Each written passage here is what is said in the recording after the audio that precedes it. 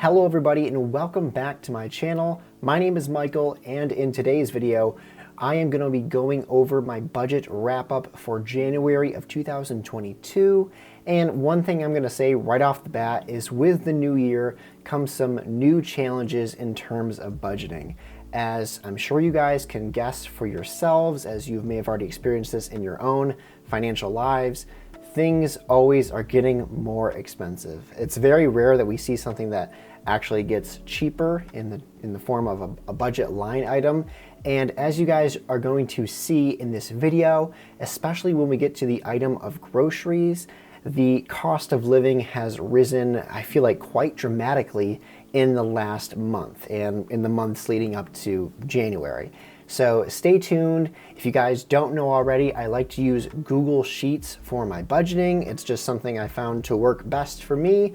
There's many budgeting apps out there. I would suggest that if you don't currently perform a monthly budget, that you get started. It's as simple as finding a piece of paper and a pen, writing down your expenses, writing down your sources of income, and seeing if they balance out. So let's take a look at my Google spreadsheet for budgeting, and let's start punching in some numbers for January of 2022. So now that I have my budget spreadsheet pulled up, the first thing I always love to do when budgeting is to put in the income, the green, the stuff that I'm earning into my spreadsheet. And as you guys can see, I have already placed here for paycheck number 1, the amount that my paycheck was. It was just over $2,500.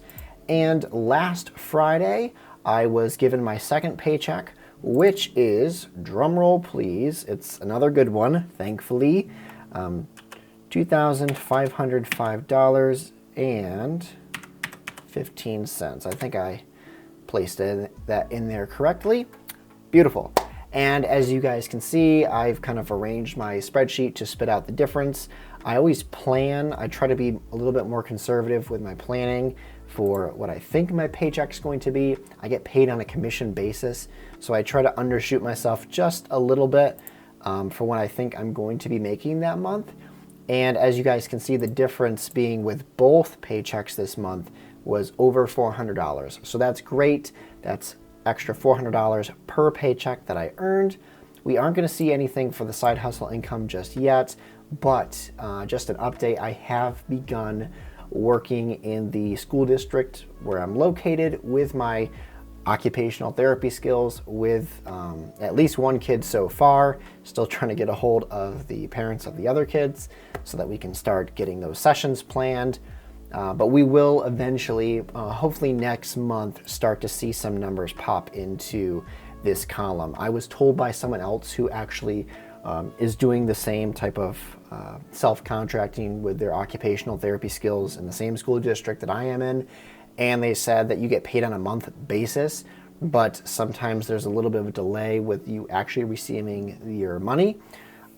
So what I might do for this section is just to budget in for what I'm going to get paid, and then when it finally gets here, just kind of use it to pay off debt, because that's what it's going to be used for.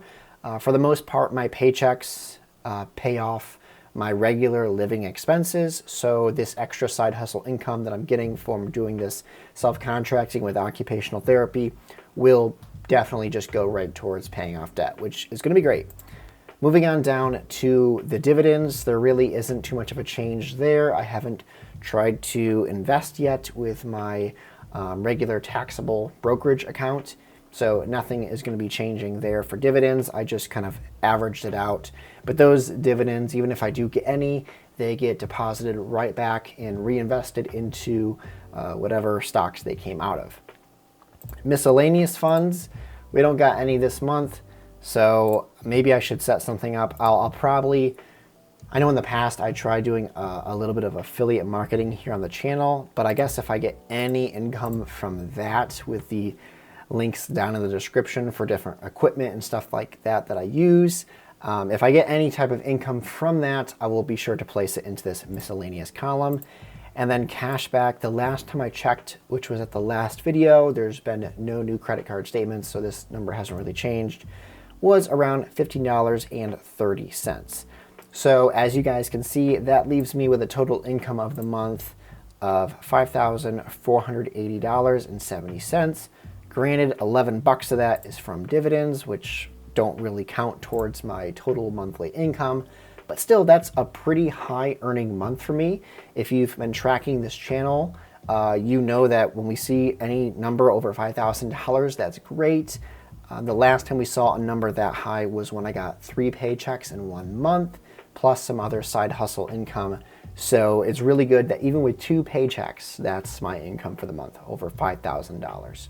The next item that we are going to be tracking in my budget spreadsheet, and I mentioned this on my previous January 2022 budget with me video. That was the first one I posted of the month. I usually like to do 2, just an introduction and then a wrap up. And I mentioned the items for my sinking funds that I'm going to be starting, which is basically, in brief, just things that I'm planning for in the future that I know I'm going to have to put money towards. So I start saving now for those expenses. And we have vacation, Christmas, and future kid, baby. We're not pregnant right now, but we would like to eventually be. So we are just putting that in our budget so that we can be diligent with our savings. So for each of these columns, I know this month we're going to try to break it up so that each one, I think, gets at least $50. I should have already done this, I know, because now I'm filming and I haven't actually deposited this money into the Ally bank account that I have opened. By the way, I don't think I mentioned this in my previous budget with me video for January, but I did want to say that in my money goals video, I kind of did a shout out and was asking for your input on which online savings account to go with. The majority of you spoke highly of Ally Savings Bank and opening up an account with them and then distributing the sinking funds into different buckets that they allow for. And I went with them. I opened up a online savings with Ally Bank and actually have already done the part of creating buckets with these 3 items. I'm probably not going to be sharing the screen for that because, I don't know, it feels weird sharing like my bank account actually on the screen here before you. I just like doing the spreadsheet. That's a little bit easier to hide any confidential information. But I did go with Ally, so thank you to all those who reached out and spoke highly of them. For those of you who reached out and spoke highly of some other places, thank you as well. You gave me a more well-informed decision when it came to this. So I really appreciate your guys' input on these videos. You guys help me out in many ways that I don't think you realize, because I'm not an expert when it comes to financial stuff. I like it, I'm passionate about it, but I'm not an expert. I'm learning each and every day how to be a better steward with my money. So for vacation, each of these is gonna get 50 bucks to start off with. We might increase that as the months go on, but I'm going to be, not we, unless you guys want to deposit money for my accounts, I'm going to be depositing 50 bucks for each of these items, which will then equal out to 150 total for my sinking funds. I haven't yet set up the formula here in the chart because I want to be able to track it on a monthly basis, but also have it maybe somehow pull from my income column. I don't know yet. I need to kind of research how to best demonstrate that on my spreadsheet for you guys and for myself, so I don't lose track of money along the way. The next subject we're going to be talking about on this video when it comes to budgeting is expenses, because now I need to input any expenses that I've already paid off this month. This month I have actually, I believe, already paid off all necessary bills that have came through. Usually, let's see, it's the 23rd today. By the 23rd, most of my expenses are already paid off. So let's go through each line item and look at how this month went. And this is where we're going to see a little bit of some change over the course of this month as compared to last. So beginning with mortgage, this one has already been paid for, pulled out of my account. This gets automatically withdrawn on the 1st of every month, $1,059. That goes towards my home, my mortgage. Moving on down from there is internet, which is $64.99. I have Spectrum, and unfortunately, I know I spoke about it a little bit a while ago because they were at like $45, but unfortunately, or no, I think it was $49. But that's just their like year one promotional price. They, unfortunately, after the first year of having them, go up to $65. And there really isn't any way to get out of that. The other problem I ran into was that because I'm from such a small area, they have no competition. And they know it. They know they have no competition. So you can't exactly call them and say, hey, I'm going to switch to Verizon, because Verizon really doesn't even offer internet where I'm at least nothing that's any good. Like they have one that I think was like, it was pitiful. I don't remember what it was, but it was pitiful, and it was pretty much around the same price. So they have no competition. So unfortunately I have to kind of stick towards this $65 a month, and I'm just gonna have to deal with it and figure out maybe other ways in my budget of ways if I want to cut out expenses and where those can go. Moving on down to water, I have to pay for water every other month, and this is not one of those months that water is due, so we're good. Car insurance. Now in the first January Budget With Me video, I actually inputted this number. Is that the right word? Inputted? I think so, maybe. I put in the amount of $105 for my car insurance because that's what it's been. They told me they lowered it down to $105, but I get like a little text when they're about to withdraw money, and it was actually a little bit more than 105. I have no idea why. Maybe it's just a year-end thing. If it is consistent, I'll maybe give them a call and see why. But the price they charged this month wasn't too much extra, but it was $117, which is what I was paying about 3 to 4 months ago, and then it went randomly down to $105. I don't know why, so who knows. But that's what it was this month.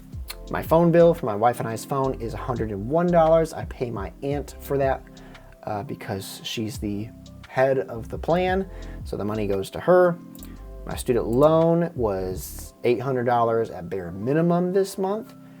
And then the electric bill, if you guys remember, in my first video I spoke a little bit about this. It was like $299.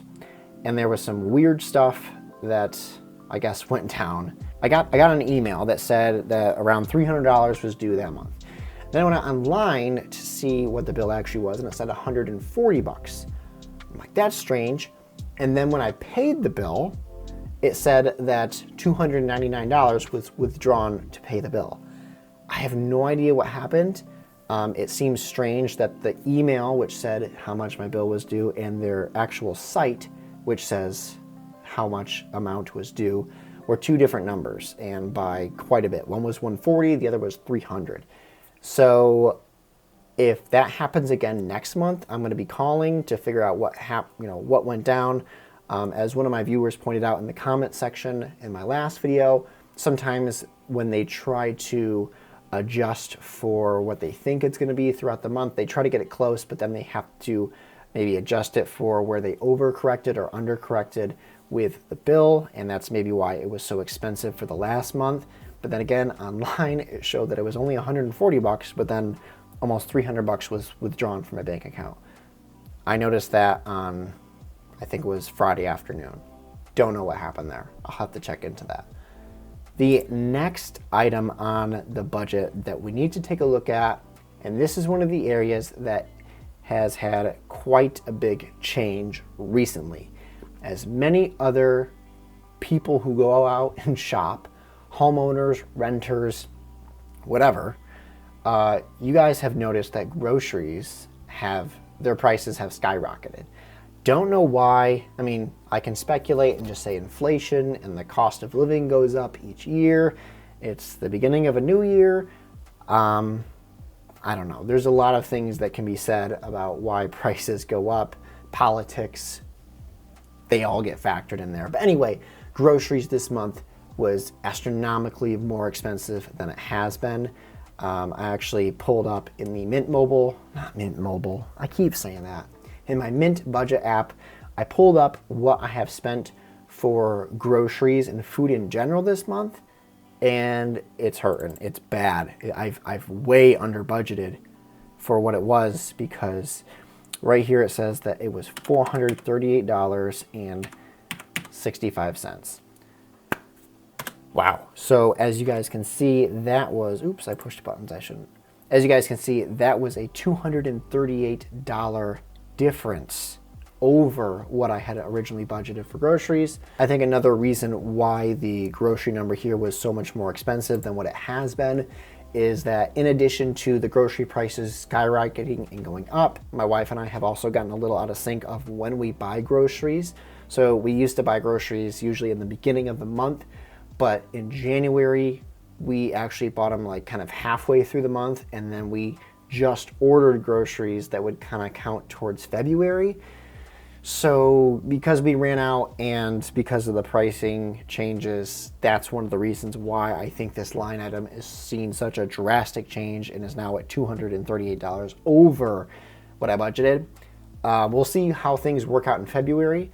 But yeah, price of living is just going up, but that's just a necessary part of budgeting, is that you have to account for things like this, whether it's in your control or completely out of your control. You have to be able to look at your budget and figure out, okay, what are we going to do from there? That's why it's helpful to have a good backup of cash or an emergency fund available so that this stuff doesn't destroy your budget. The next thing we got to look at, well, we don't have to look at it. You guys can tune out if you want, but is Amazon Prime. That hasn't changed, 15 bucks a month. Gas for this month, I have already placed a number in here. And right now it's at $135. That's for every fill up I have done this month. Unfortunately, this number is probably going to continue to climb for the month, and we won't see the end of it unless we do a budget recap for next month, because I'm not planning on posting another budget with me video for January. I only like to do 2 of these, but my job, due to some kind of changes that have gone on, I have to actually drive a further distance. I'm not going to really say where I have to drive, but 2 separate days of the week, I have to actually drive at least an hour, like outside of where I normally drive to see patients. And that happens on 2 days of the week. So you guys can imagine driving an extra like 65 plus miles 2 times a week. So 120 miles extra per week. Yeah, we're going to use up gas a little bit more quickly than we have in the past. Hopefully that kind of gets worked out, that situation gets worked out. Once again, when it comes to budgeting, it's a kind of an art of controlling the things that you can control and just rolling with the punches of the things that you can't. And unfortunately, gas is one of the things right now that I can't quite control. I need to use gas for my job, and just with the current situation that we're in, it's going to be a little bit more expensive this month and probably the next month and the month after that, unfortunately. And moving on down to restaurants, I actually took this number. I believe I had $5 in here because I went to Texas Roadhouse, but I had a gift card, and I, right before filming this video, zeroed it out because I realized that the Mint budget app that I use to kind of compile all the numbers for how much I spent on groceries or on gas or on housing things, I realized that it was putting my restaurant prices into my grocery budget. Now, we really didn't go out any other time this month to go get food at a restaurant. We only went, well, no, we went twice, both times to Texas Roadhouse, ironically, because we never go there. Once we had a gift card and the meal was pretty much already taken care of. And then the second time we went with my parents and they covered the bill. So we went out twice this month to a restaurant, and both times it wasn't that expensive. But I just dropped this number down to 0 because that $5, or it was like between $5 and $10, that was already inputted. I keep on saying that word. That was already applied in the grocery budget. So if you're wondering why this number has changed from my last video until now, that is why. The next thing we got to take a look at when we're budgeting is how much money we have left over. Now, if you've been following me for any length of time, you know that if I do have money left over, because I do have a well enough funded emergency fund, a bank account that's good for emergencies and stuff like that, what I do is when I have extra money left over in my budget for the month, I then take that money and throw it right at my student loans. Be sure to stay tuned and to subscribe to the channel and put on your notifications if you need to, because my next video is going to be a student loan update for the month of January, and we are going to see where we are left at with my current student loan situation. But for right now, we got to take a look and see how much money is left over in my budget that we can contribute extra on top of this $800 towards my private student loans, because the government loans are still in deferment. As you guys can see, the net income here, well, you can see my net expenses too. We were $225 over the budgeted expenses for this month. Oh well, that's part of life. That's actually not too bad considering the drastic changes we did have. But my net income, I planned for having an extra $1,400 this month.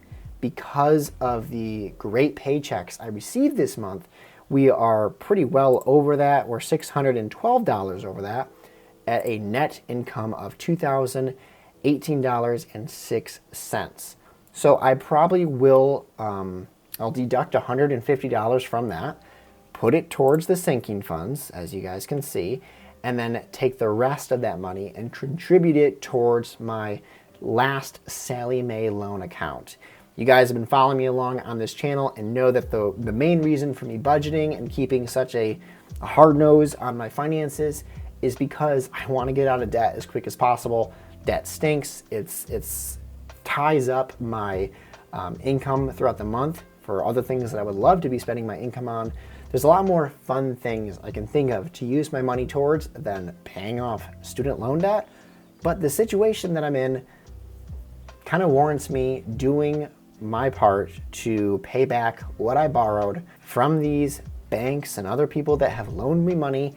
And so I'm doing that to the best of my ability, trying to be diligent and prudent with my money and financially wise, I guess, to make sure I can do that and do it in a timely fashion so that interest does not continue to build against me. So that's why I do this. That's why I budget. That's why I make these videos on this channel, to keep me on track and also to hear from you guys who I know are also on a financial journey as well. So I appreciate it when you guys put down in the comments where you're at, how things are going, tips for me if you got them. I love hearing from you guys and I love your input, and I think it's great that we can all kind of bind arms together on this journey to becoming financially free and financially independent. Thank you so much for watching this video, and be sure to tune in for my next video regarding my student loan update.